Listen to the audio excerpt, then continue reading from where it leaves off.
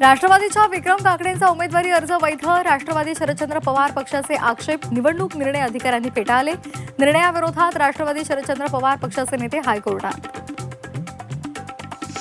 संजय काकडे फडणवीसांच्या भेटीसाठी मंत्रालयात. मुलगा विक्रमच्या उमेदवारी संदर्भात चर्चेची शक्यता. पुणे विधान परिषदेवरून सुनील टिंगरेंची नाराजी दूर. टिंगरेंची पार्थ पवारांसोबत बैठक. भविष्यामध्ये मान सन्मान राखण्याचं आश्वासन. सोलापूरचे भाजपचे उमेदवार राजेंद्र राऊतांच्या उमेदवारी अर्जावर आक्षेप. अपक्ष रमेश बारसकर यांच्याकडून 4 हरकती. उमेदवारी अर्ज बाद करण्याची मागणी.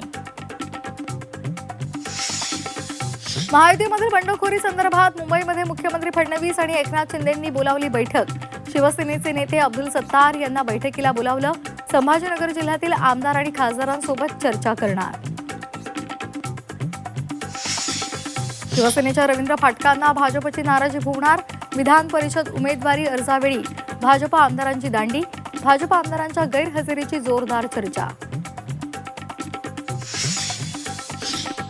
समृद्धी महामार्गावर अब्दुल सत्तार आणि अंबादास दानवेंची गळाभेट. शिवसेनेचे एकत्र येण्यासंदर्भात केलेल्या विधानानंतर भेट झाल्यामुळे राजकीय चर्चांना उधाण. कांदा दराचा प्रश्न पेटला. चांदवड नंतर मनसरमध्ये शेतकऱ्यांचा महामोर्चा.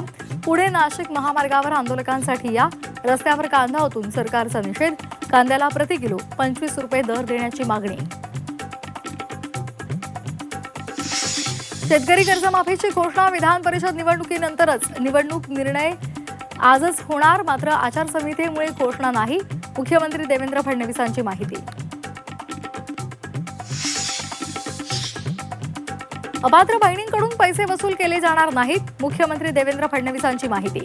ई-केवायसीची प्रक्रिया पुन्हा सुरू करण्याची तयारी असल्याचंही मत. मुंबईच्या आरे कॉलनीमध्ये बुलडोझर कारवाई. अवैध प्रार्थनास्थळावर महापालिकेचा हातोडा.